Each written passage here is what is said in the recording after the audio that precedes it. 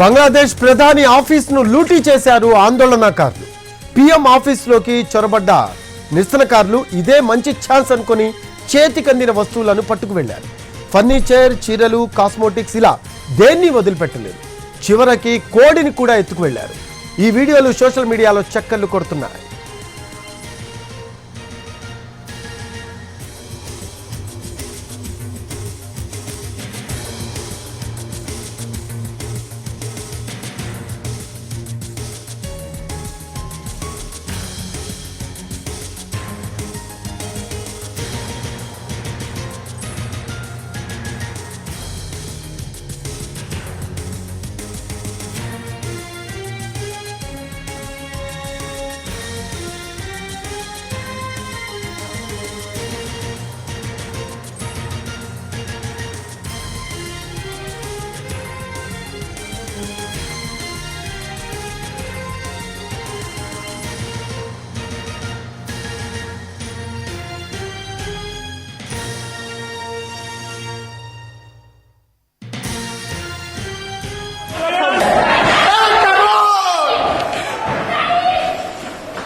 బంగ్లాదేశ్ ప్రధాని ఆఫీసును లూటీ చేశారు ఆందోళనకారులు.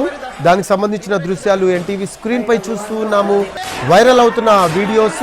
పీఎం ఆఫీసులోకి చొరబడ్డ నిరసనకారులు ఇదే మంచి ఛాన్స్ అనుకుని చేతికందిన వస్తువులను పట్టుకు వెళ్లారు. ఫర్నిచర్, చీరలు, కాస్మోటిక్స్ ఇలా దేన్ని వదిలిపెట్టలేదు. చివరకు కోడిని కూడా ఎత్తుకు వెళ్లారు. ఈ వీడియోలు సోషల్ మీడియాలో చక్కర్లు కొడుతున్నాయి. ప్రధాని పదవికి షేక్ హసీనా రాజీనామా చేసిన ఢాకాలో ఇంకా అల్లర్లు కొనసాగుతూ ఉన్నాయి. అల్లర్లను బంగ్లాదేశ్ ఆర్మీ కంట్రోల్ చేయలేకపోతోంది.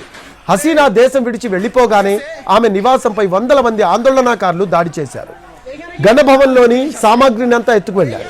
కుర్చీలు, సోఫాలను సైతం పట్టుకుపోయారు. మరోవైపు ధన్మొండిలోని అవామీ లీగ్ పార్టీ కార్యాలయానికి ఆందోళనకారులు నిప్పు పెట్టారు. హసీనా భర్త వాజేద్ మియా ఇంటిని, హోంమంత్రి అసదుజ్జమాన్ ఖాన్ ఇంటిని ధ్వంసం చేశారు.